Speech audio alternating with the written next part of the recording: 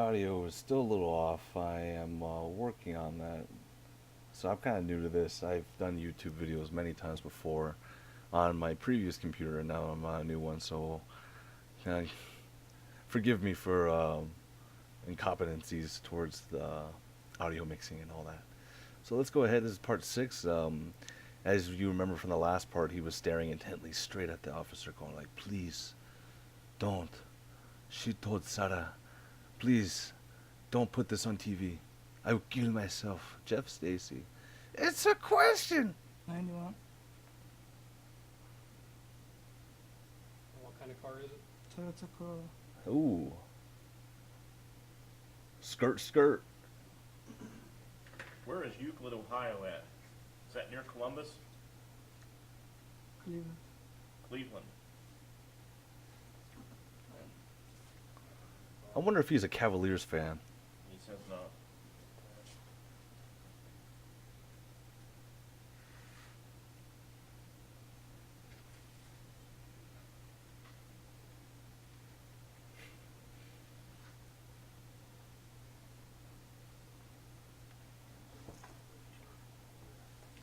So I don't know if this is the case, but I've heard situations before where interrogators or detectives, when they're interrogating their subjects, they like to have moments of silences, not just to show respect or anything, but they like to have like periodic silence to make the subject kind of like think in their own kind of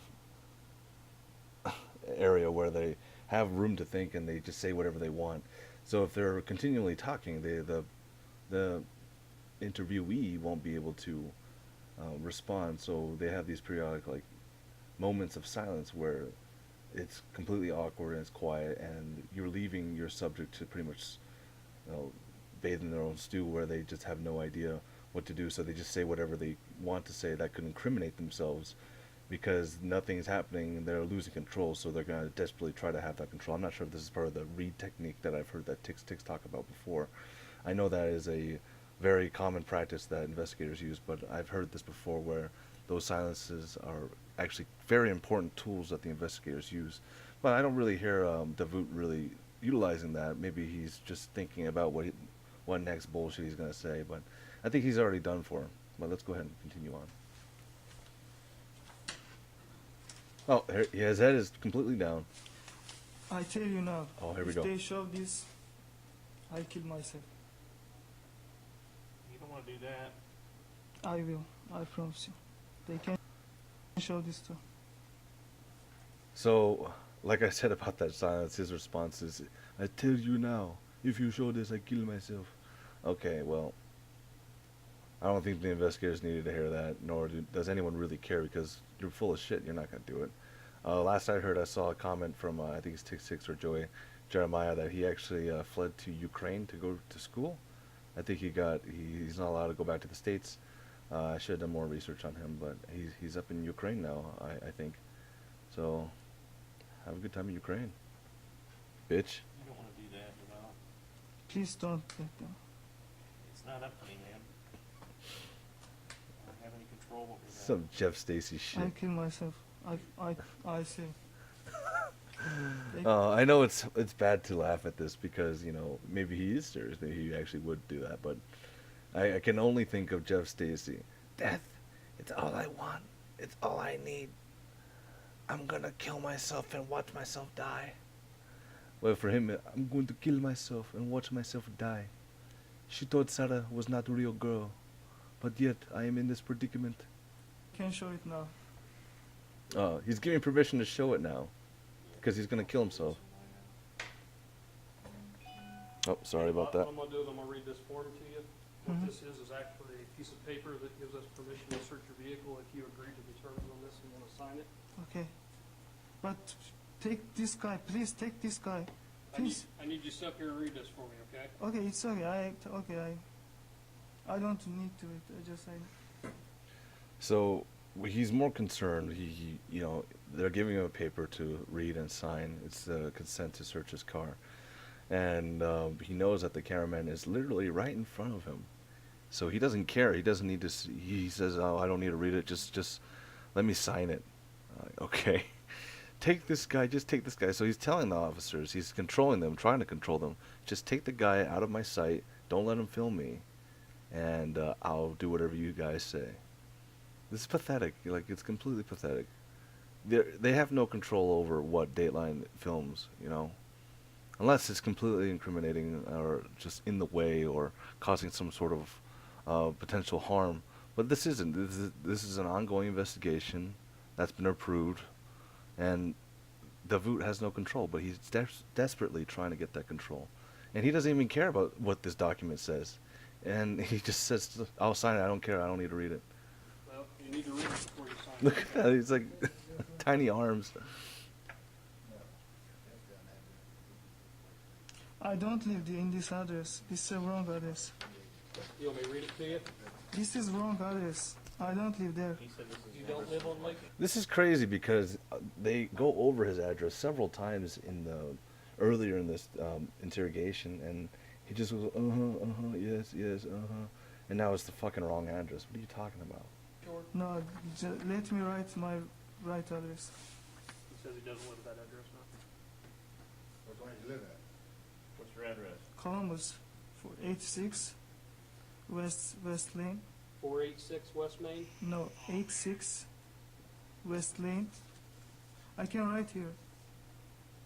Could you give me a pen? 86. West- 86 West Lane I'll change it Avenue, on there. Yeah, apartment 3H. 3H, Mm-hmm. in Columbus, Ohio. Yeah, What's the zip code there? 43201. Okay. Apartment, what is it? 3H is the apartment number? Mm-hmm. I used to live there, but I moved from. All right. Do you have a telephone number at that apartment? No, I just have cell phone. Just use your cell phone? Mm-hmm. What is it? 440-749-1520.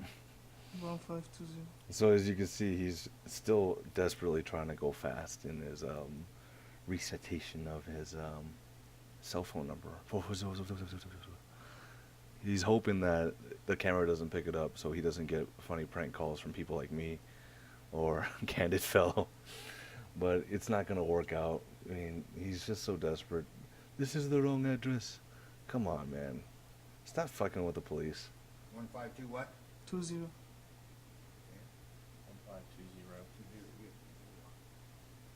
Oh, he's moving again. Oh, I think he's just taking a seat.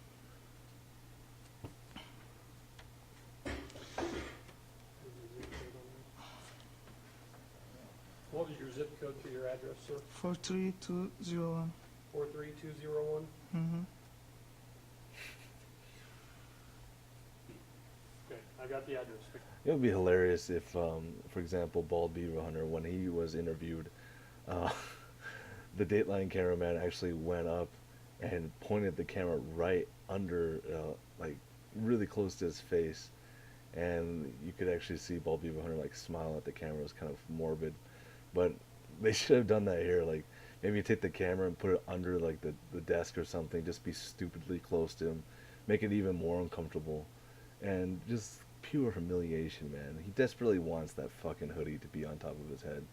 But, dude, it doesn't matter how that goes over your head and all. Your nose is gonna poke out. Anybody could recognize that nose from a mile fucking apart. It's over, Davut. But if the cameraman did that, I would laugh my ass off. So I'm here now. You wanna- Okay. So he's gonna sign it with his midget Reading hands. that?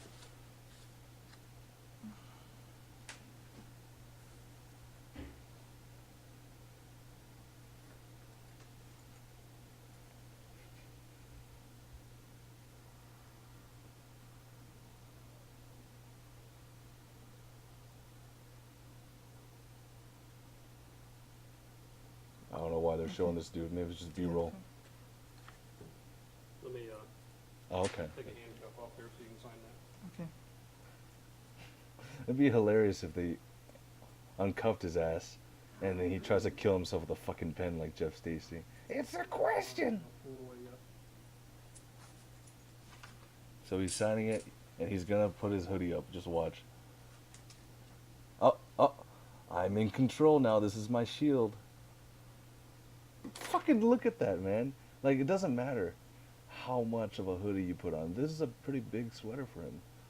You look at that little nose, man. It's not little. It's fucking huge as fuck. It doesn't matter what you do. Part 6, 7 next.